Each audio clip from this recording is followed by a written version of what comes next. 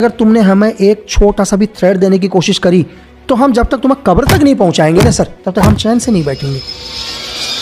ISI ने अपना पूरा लगभग 40% पैसा इस देश की इकोनॉमी में मिला चुका है और एक दिन के अंदर इस देश के अंदर लाखों करोड़ों रुपए की जाली करेंसी चल रही है सर। आपके देश को बर्बाद करने के लिए आ रहा है, आपके देश में धमाके करेंगे सर, आपके लोगों को मारना शुरू करेंगे, आपके बसों के अंदर, ट्रेन्स के अंदर, खाली स्कूल्स के अंदर बच्चों को टारगेट करेंगे सर। यही तो काम है एक आतंकवादी का सर। पहले वो ये कभी नहीं बोलेगा कि मैं इसे मारने के लिए लेके जा रहा हूँ, वो बोलेगा हमारा सिपाही बनेगा ही। और इंडियन हिस्ट्री में बहुत बड़ी तादाद पर लगभग I think 67 AK-47 LMG ammunition grenade, इतना गोला बारूद पकड़ा गया। सीक्रेट सर्विस कुछ ऐसे काम भी करती है जो एक एजेंट ना चाहते हुए भी करता है। इस ऑपरेशन में वो लड़की मारी गई जिसकी कोई गलती नहीं सर, कि जब उसको बुलेट लगी होगी तो क्या फीलिंग रही होगी।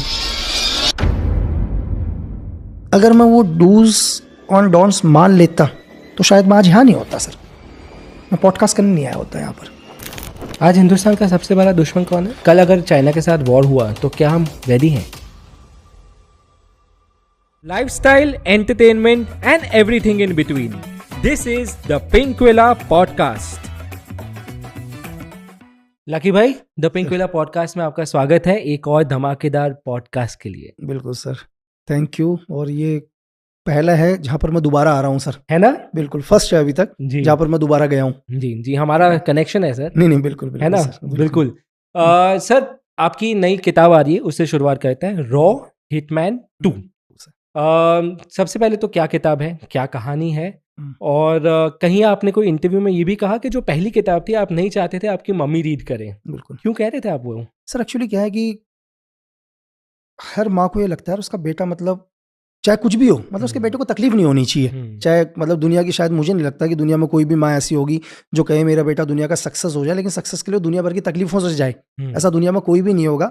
तो हमारी मतलब मेरी मम्मी या किसी और की माँ भी यही चाहती है।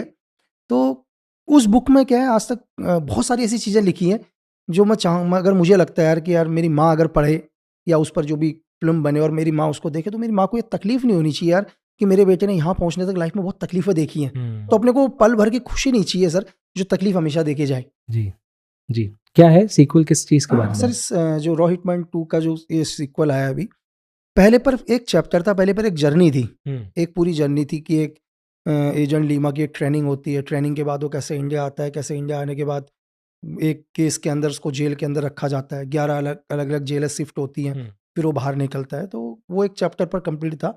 लेकिन ये है जो इस बुक पर है, इस बुक पर 8 बड़े ऑपरेशन है सर, और हर ऑपरेशन पर एक अलग चैप्टर है।